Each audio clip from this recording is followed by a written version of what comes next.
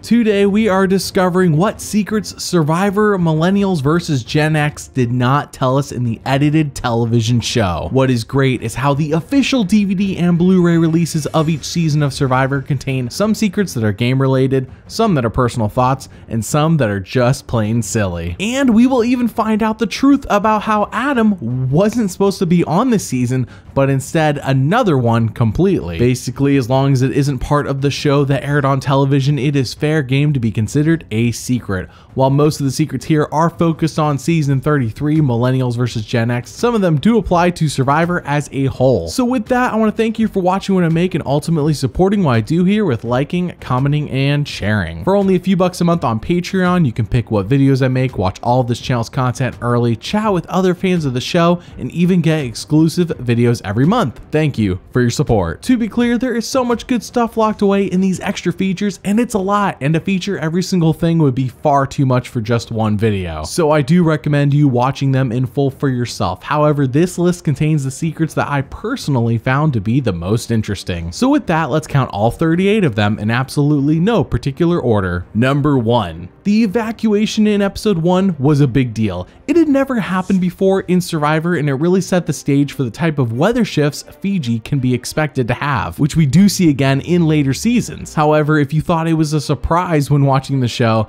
let's put it this way, it wasn't for those who were watching Survivor live at the time, as this was promoted before the episode ever even aired. Millennials versus Gen X. But when Mother Nature strikes, she never loses. For the first time in 33 seasons, we are going to evacuate. Number 2. Do you recall the Angry Chair Challenge from episode 4 of this season? If you don't, that's okay, as I have the challenge playing in the background of this video as we speak. The secret here is that this was originally designed to work differently than what we end up seeing on television, and at the last second, production made multiple changes into what we saw. So we came out here and this was designed to be a memory challenge. We tested it, we rehearsed it with all our entire crew, our cameras. Tested it, it wasn't working. Couldn't figure out what are we gonna do. And then we realized, instead of being a memory challenge, let's take this big structure and use it as a retrieval system to solve a puzzle.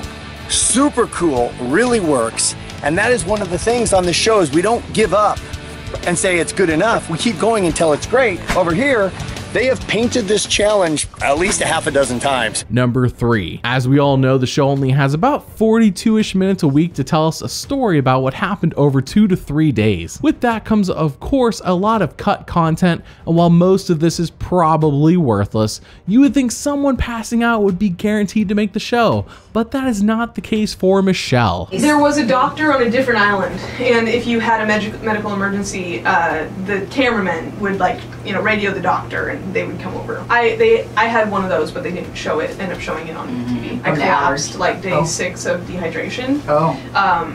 Because our water situation, you have to boil the water. I just couldn't get enough water in me because you boil the water, now you have hot boiling water, and you gotta wait for it to cool down. But by the time it cools down, 10 people need to drink water. I don't know. It's just not a way to get enough water. Number 4. This next one may be a bit out there, but hopefully I can make sense of it for us all. Around the time of episode 7, Michelle is hanging out, chilling, when she brings up the idea that dragons were still living about 600 to 700 years ago. And no, she's not kidding. We are all taught about Marco Polo, right? We all know he did explorations in Asia and whatever. And in his writings, he says that the Emperor of China was training dragons to pull his chariots in parades. He goes and describes them in great detail, and it matches with what other people had described dinosaurs or dragons, whatever you want to call them at the time. And yet, no word in history class. Michelle believes that up to 600 years ago, dragons or dinosaurs, she uses the word interchangeably, coexisted with humans, and that there's been some sort of conspiracy to keep this out of textbooks. Okay, so she seems crazy, right? Like she had to be making that up. Zeke even thinks so. But she isn't making this up, this thing that she's mentioning. Marco Polo wrote what she said on the show here when he was alive, and through the research I was able to find, he is the only account of dragons in this time period, hence why it isn't taught in any history books. I love some of the weird stuff that comes up in these secret scenes. Number 5. As I mentioned earlier, that evacuation in episode 1 was a big deal as it was a historic event in the show's history. But the question we all have, or maybe it's just me, is how did they live during this evacuation? Could they talk to each other? What were they eating? Stuff like that. Anyways, in 2 separate podcasts, Adam and Will say this about it. Took us to like a private area, like a private room, and we had absolutely nothing in there. There was no furniture, no nothing. They took everything out. We had to sleep on the floor. They gave us very limited like rations for the night and everything, and they just told us to go to sleep, basically. Like we were not given anything, no comfort, no nothing. We were sleeping on the cold, hard floor. I think we got maybe just like a blanket or 2 for the whole tribe. It wasn't like anything luxurious. A lot of people were saying, oh, this is like easy. It was not, you know, anything luxurious by any stretch of the imagination. We were, you know, we still were playing Survivor for sure. We weren't allowed to talk about our personal stories or the game, like any strategy stuff. But, you know, we were talking about like TV or, you know, pop culture. We could talk about stuff like that. Number 6. The next secret comes from a secret scene right before Will was voted out, and I am legitimately surprised this did not make it into the show, as Will has a strategy that I will let him try and explain. I call it the pendulum strategy. Okay. We go back and forth, and we get Zeke out tonight. Okay. David out the next night. Okay. Jay out the night after. Yeah, those are the threats. I'd rather go down swinging than being dragged to the end. In case it doesn't make complete sense, it sounds like the idea is to swing between alliances, knocking out big target after big target, like a pendulum. As we have seen in the show's past, this is hard to pull off and usually results in disaster for the person attempting it, but it did work for Tony and Kagayan, so it ain't too crazy, but Will is no Tony. Number 7. Jeff Probst cast assessment time. Sometimes Jeff makes absolutely horrendous predictions, and sometimes he predicts the winner. So what does he have in store this time? Well, Jeff actually has some very high praise for Hannah considering what we did end up seeing of her, though it makes sense in the preseason. I think Hannah's going to charm a ton of people. I hope Hannah's not the odd one out. To make a comparison, she's kind of like a female Cochran, and I think if she can go deep, she will have so much girl power behind her that it will be a runaway. Number 8. Jeff then has one other prediction that I wouldn't say is a prediction necessarily, but actually wishful thinking on his part, as he compares Zeke to one of the most well-known winners of all time. Never had anybody like Zeke.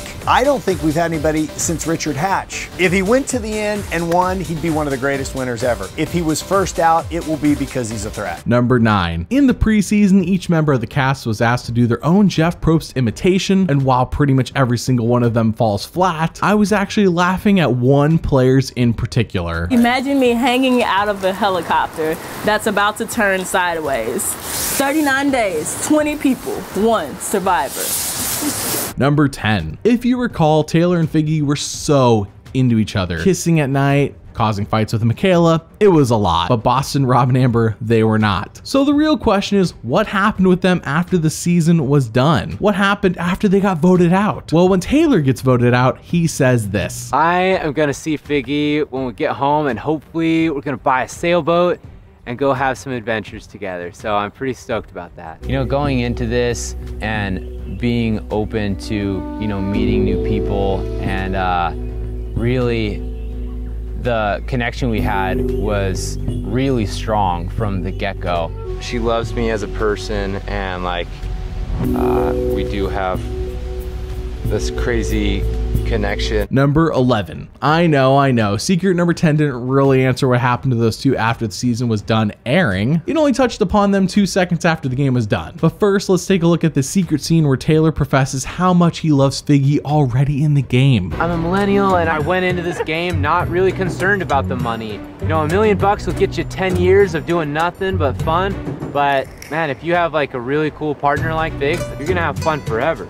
So That's $1 million right there. Aw, how sweet. So anyways, they dated briefly after Survivor broke up, and Taylor's now married to someone else and they have a kid. So much for that. Number 12. During that same secret scene I just showed you, how do I say this?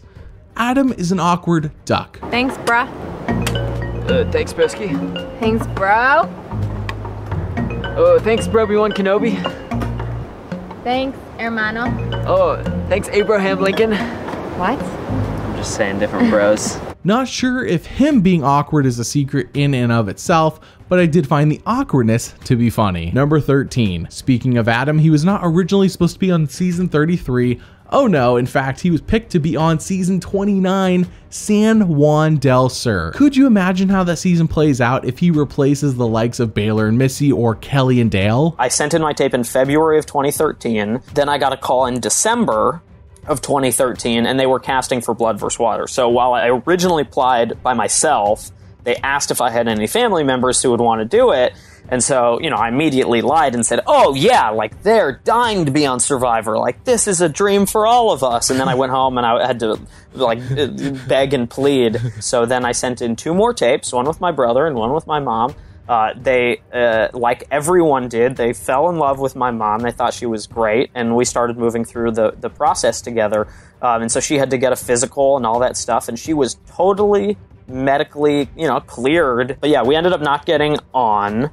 They said they had someone who was too similar, which I'm still not really sure who that was, or if they even actually made the show. Number 14. On TV, it looked like Zeke and Adam were good with each other up through the swap. I mean, that's how I saw it at least. But as it turns out, this was not the case at all in real life. But, I think that scene is where the audience starts to think like, oh, Zeke and Adam are really tight. Mm-hmm. But Zeke openly said when we got back to camp, he's like, I'm on the bottom with this guy? I don't even trust him. Like, he said that out loud. And I was like, oh, well, okay, thanks. And then he proceeded to actually gun after me openly until the swap. Yeah. So Zeke and I were not tight allies on Millennial Beach, and he was actively coming after me, and I didn't respond back by going after him, and I think that's part of the reason why I sort of earned his trust by the time the merge came around. Number 15. Do you recall Taylor stealing food, hiding it from others, and then eating it when their backs were supposedly turned? But of course he was found out because, come on, people are going to notice missing food. It's Survivor. Stuff like that is just a precious commodity that people are paying attention to. Anyways, it turns out his original plan for the stolen food is not what we saw on TV. It just didn't work out the way he planned. Originally, what I wanted to do was steal it, hide it, and then for the last 5 people, then reveal it with me not getting into it. But Jay stuffed his face right before this. And Number 16. You may not have guessed this based on what we saw on TV, but Chris Hammonds is a sore loser. Or maybe you did guess that. Great detective work. I say this because when he gets voted out of the game, he just dogs on pretty much everyone. I lost out to just some complete losers, some of them. I like some of the people, but some of these people losing out to them is just disgusting. Well, like Ken's a nice guy, but he's a whiny, oversensitive, just egomaniac. Can't get enough of himself. And then Dave, if Dave flipped on me, he's probably the most disappointing. Because, if he did, he's just a complete weasel. Number 17. At Ponderosa, we learned something about Chris. He would do anything to get on Survivor, and the thing he actually did do to get on the show is just disgusting, and the way he describes it reminds me I need to use some mouthwash right now. Did you actually eat dog to get on here? I did. And I went out, I got my iPad, and I go, this is my backyard. And I go, that's my dog Jake. That's my dog Jake's poop. And I picked it up and I go, I took a bite of it, I chewed it up, it's all in my teeth. I turned it around, I go, I just ate to be on Survivor. Number 18. At Ponderosa, Chris is working on a puzzle, but for some reason he's like, I can't finish this thing. I'm gonna buy this back home and finish it because this is frustrating me, but I want to get it done. And I know this sounds dumb, but stick with me here, as the reason he cannot finish it is not due to stupidity on his end, but a devious act on someone else's. Every time Chris goes to bed, I just grab a few pieces and take them apart and sometimes I'll hide some more. Sometimes I just going off of my feeling, then I just leave them there for him to mess around. I'd probably really legitimately work at least 4 days, 5 days on it with a little help from people here and there. It's basically impossible to do. Chris, the way that things are going right now, will never solve this puzzle. I'm throwing in the towel at Ponderosa, but I will buy this puzzle and I will finish it at home, and I'll take a picture of it and send it out, because it is going to get finished. I can't handle not finishing it.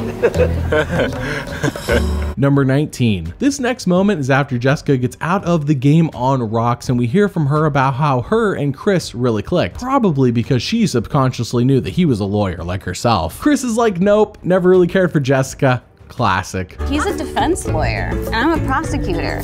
So maybe, you know, there's something ingrained in each of us that under the surface we both kind of subconsciously picked up on. I don't know her that well, honestly. I didn't get to know her that well. We just always were not really clicking or vibing in the right way on the beach. Number 20. After seeing Chris's final words where he dogs on everyone and then seeing him say he doesn't really click with Jessica, you would think surely he gets along with someone here at Ponderosa, right? What about Zeke? That person seems pretty nice. Chris stayed away with his back turned. Chris did not acknowledge me, which I was a little surprised. Because like Chris, like he was like, you know, a hardcore player. And I thought he would be a little bit like, it's all in the game, man. Like I more thought Chris would be the guy out with a beer being like, hey buddy, you know.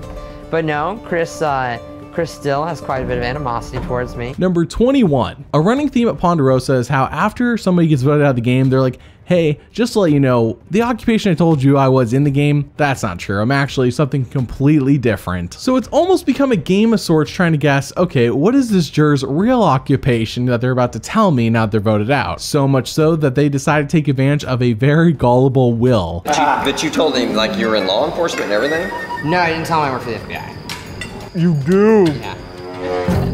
I'm not a gay cop, but I am a gay FBI special agent. Everybody's been lying about their profession. Zeke is an FBI agent. Like, what is this? What did I miss here? Like, I never would have guessed an FBI agent. I have no idea. What's the game? The game is we make up about ourselves and lie to you. The occupation pranks are, I guess, a funny way to kill time. They're funny for 2 seconds. I don't really see the point in continuing them for 24 hours. Number 22. Speaking of Will, he was on Rob as a podcast, and there he revealed that he actually got into Survivor because he met a fellow castaway, a former castaway in particular. Right away, you were thinking he must have met a past winner or even someone legendary. But nope. I became a fan back around season 22, which I know is really late for a lot of super fans. But the funny story is I actually met Tina Shear, the first person voted out of Survivor Panama. And she actually kind of got me into Survivor as a whole. And after I watched season 22, I just kind of fell in love with the show, and I kind of went back and rewatched a lot of old seasons, Panama being one of them. Number 23. Have you ever heard of an intentional Matt Sing? It's this strategy that has been tossed around since, well, Matt Sing accidentally did it in season 25. The idea is to lose all, if not almost all, of the immunity challenges pre-merge, so you enter the merge as a non-threat, down in numbers. But what is not often considered with the intentional Matt Sing is how you could end up like Oolong and be viewed as a massive threat when entering the merge because you did survive so many tribal councils so far and your story is being set up for a winner. Jordan, I'm going to let you in on a little secret. I didn't want to win any of the challenges. Oh, really? Every single immunity challenge. I was upset almost every time we won it because, and this goes to a little bit of my downfall in the game, is my arrogance. And I was certain that I was never going home anytime before the merge. Throughout the rest of the game, I felt completely secure, and I would have been content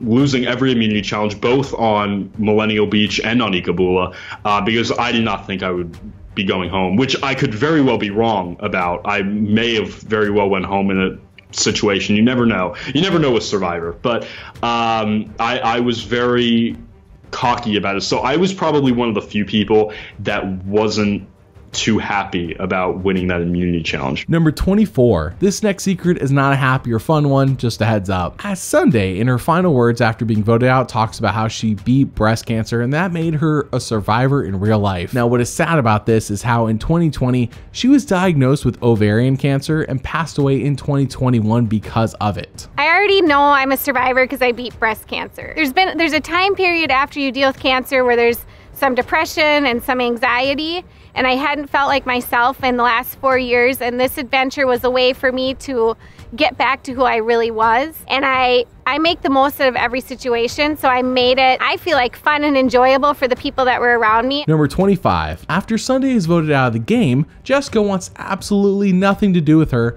similar to Chris and Zeke's feud. However, like Zeke and Chris, they do end up reconciling, and frankly, it is hard to stay mad at someone like Sunday. No, I'm so glad. No, that's good. I'm glad we're talking. I'm so glad we're talking. Number 26. When Jay plays that fake idol and gets burned by it, what a great moment for the show. Was he tricked into believing it was real? Oh yeah, he was. But that isn't to say he didn't have his suspicions, and for good reason. They got me, and I found the paintbrush and I found everything, and I was like, did the producers mess up, or did these idiots honestly leave this like right in the middle of the sand? Like it's a red jar and a white jar. What the hell happened? Number 27. I had no idea the jurors got professional massages at Ponderosa. Did you know this? This might actually encourage me to just make the jury to have this happen for free because that's amazing. Either way, the secret isn't that they get professional massages, though I think that's cool. The secret is that Jay goofs on Chris with this in play. It hadn't been just too long. I think my wife and I went and had couples massage not too long ago, but oh God, no. Number 28. When Brett is voted out, he dogs on Hannah, and it isn't just him actually. We see this in a lot of behind the scenes stuff, though I didn't think any of it was really fun enough to include in this video until now, showing how no one really trusted her because they all thought she was crazy. Brett is kind of just the voice of the people. I don't understand Hannah. Like, I don't understand why she said she saved me 2 votes ago. Well, why didn't you just vote me out then? Like, this is the problem. You can't play this game with people who are insane. If you try to play this game with people who are insane, you're not going to get where you're supposed to go. Number 29. Speaking of Hannah, some of the ire she received for the way she played was well deserved, and even Adam in his postseason interviews said that Michaela was ostracized in the game, and part of that was due to a lie that Hannah made up. She went up to Figgy at one point, and this is all stuff that she's told me after the game, but she said that she went up to Figgy and said, Figgy, I heard you were making fun of me. Which she hadn't heard. She totally just made that up. And Figgy said, oh, did Michaela say that? And Hannah said, yes. Oh, no. Yeah, so then Figgy started, and this may have been the reason that Figgy started to gun after Michaela. Number 30. Every season someone takes the crown, and no, I don't mean the crown of sole survivor. I mean the crown of losing the most weight over the course of a season. Now you might think that person this season would be someone like Chris, since he is so big to begin with, and he does last 28 days, which is fair. He does lose 33 pounds, but he doesn't lose the most, as that title is won by Brett. 204. 204 pounds. I lost 40 pounds. 36 pounds. Wow. He's Number 31. Brett and Chris, probably the closest duo from the season that are still going strong to this day. I find their relationship hilarious, and a lot of how they talk to each other reminds me of how we used to talk to each other back when I was in the Navy. Wow, who knew I'd be sitting here with some crazy Okie drinking a beer in the middle of Fiji. Some liberal pansy that cries all the time, huh? Who wears a dress. I'm getting more and more feminine every day. Yeah, you are. I cry all the time. I wear a dress. You ain't getting more feminine from me. That's on your own. Number 32. Chris and Brett, believe it or not, competed on the Amazing Race 31, where they were told 24 hours before the show began that they made it on the show. If you haven't watched this season yet, I highly encourage it. It stars multiple survivors, Big Brothers, and Amazing Race teams in one of the best returning seasons of that show's history. Chris and Brett are gold in it in particular. We're gonna go full force. There's not gonna be any crying about it, any whining. Well, maybe as he says, Maybe from you.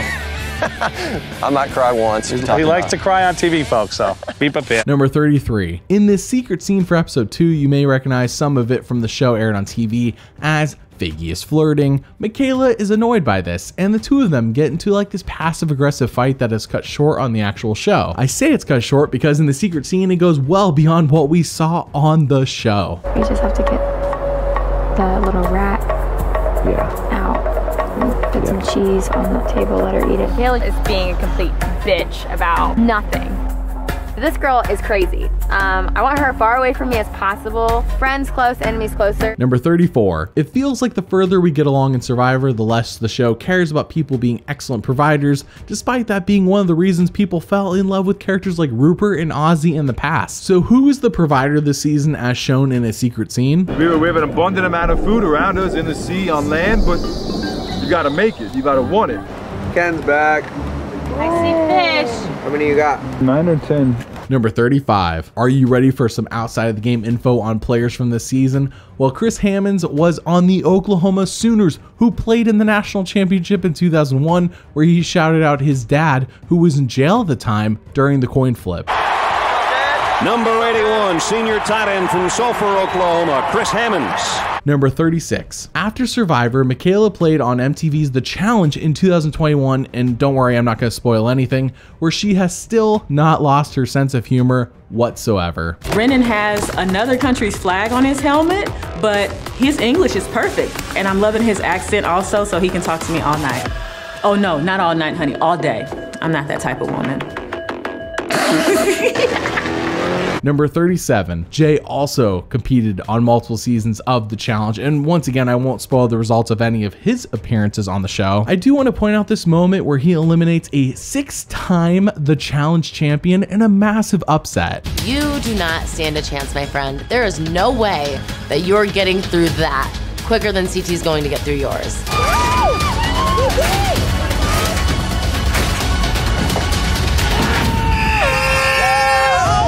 I just beat a legend. I just beat CT. What the yes! Number 38. As you may remember, David Wright is a writer for television shows, and as of 2021, him and John Cochran, yes, the same one from Survivor, are writing episodes for the Star Trek Lower Deck series on Paramount+. So which secret blew your mind the most? Comment below and let me know. Thanks for watching, and doubly thanks for liking and subscribing. See you all next time.